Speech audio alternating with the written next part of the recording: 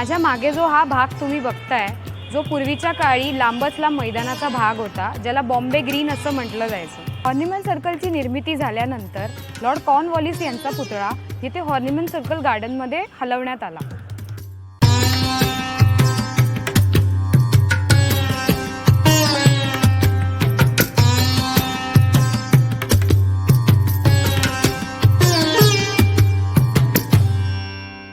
नमस्कार, माझं नाव धनश्री आणि द रोटेटिंग कंपसच्या या नव्या कोऱ्या भागामध्ये मी तुमचं खूप खूप स्वागत करते.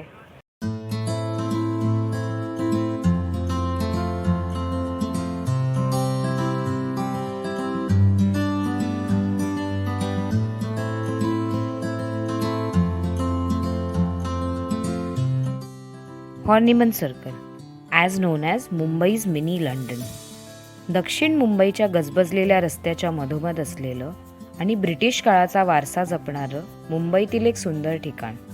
माझ्या मागे जो हा भाग तुम्ही बघताय, जो पूर्वीच्या काळी लांबच लांब मैदानाचा भाग होता, ज्याला बॉम्बे ग्रीन असं म्हटलं जायचं. पूर्वी लांबच लांब मैदानाचा भाग असलेल्या या भागाला बॉम्बे ग्रीन असं म्हटलं जात असत. बॉम्बे ग्रीन हे प्रामुख्याने अफू व कापसाच्या व्यापारासाठी प्रसिद्ध होते.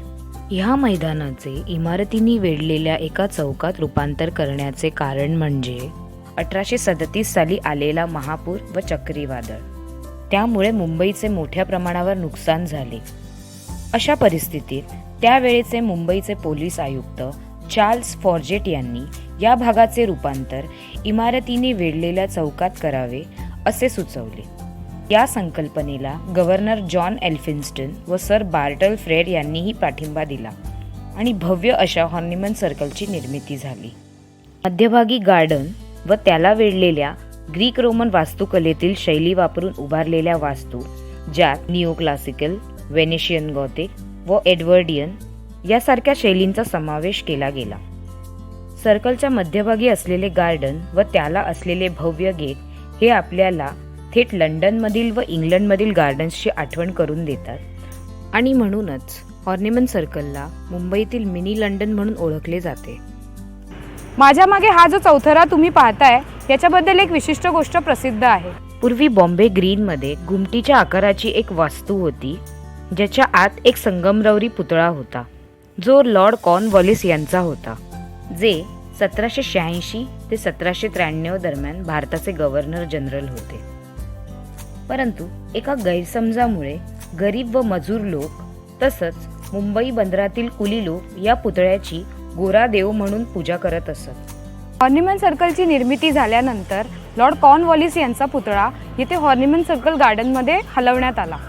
निव्वळ अंधश्रद्धेचा भाग असलेली ही प्रथा थांबवण्याचा सरकारने प्रयत्न केला, तरीही लोकांचे पूजा अर्चा करणे थांबले नाही.